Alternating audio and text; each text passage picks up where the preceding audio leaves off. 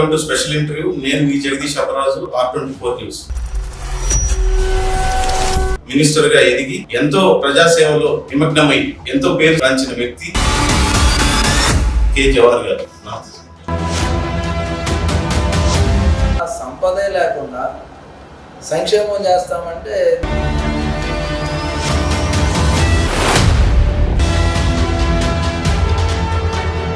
Impact team కానీ Jaganmohan Reddy batch కానీ అధికారం పోయిన తర్వాత వాళ్ళు ఏంటంటే కనీసం ఓపిక లేదు. జగన్మోహన్ రెడ్డి అసెంబ్లీకి వచ్చారు, 10 నిమిషాల్లోపే వెళ్ళిపోయారు. ఆ రావటం ఎందుకు, వెళ్ళటం ఎందుకు? ఈ 11 మంది ఈ రాష్ట్రం కోసం, ఈ రాష్ట్ర ప్రజల కోసం చేసింది ఏంటి 9 నెలలు? జగన్మోహన్ రెడ్డి వస్తాడు, గవర్నర్ ప్రసంగం మొదలవడమైన కాగితాలు తీసుకుంటాడు, చింపేసి వెళ్ళిపోతాడు. అంత మీకు జగన్మోహన్ రెడ్డి ఏం మాట్లాడలేదు. పవన్ కళ్యాణ్ గారు సనాతన ధర్మం అనే ఒక అంశాన్ని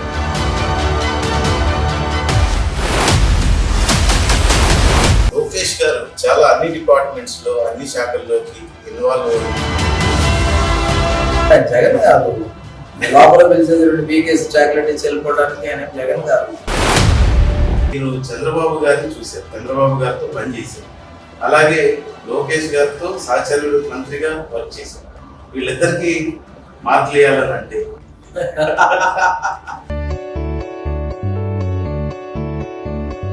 ఏ రాజకీయ నాయకుడు భారతదేశంలో చంద్రబాబు నాయుడు గారి గ్రామ స్థాయి నాయకుడిని గుర్తుపెట్టినంతగా ఏ నాయకుడు వాళ్ళు కూడా కాదది. దాన్ని రీచ్ అవడానికి లోకేష్లో ప్రయత్నం చేయాలని కోరుకుంటాం. 2కు సంబంధించి అందరూ పుస్తకం ఓపెన్ చేయలేదు. అసలు కక్ష సాధింపు జరిగే అరెస్టులు ఏమి లేవు.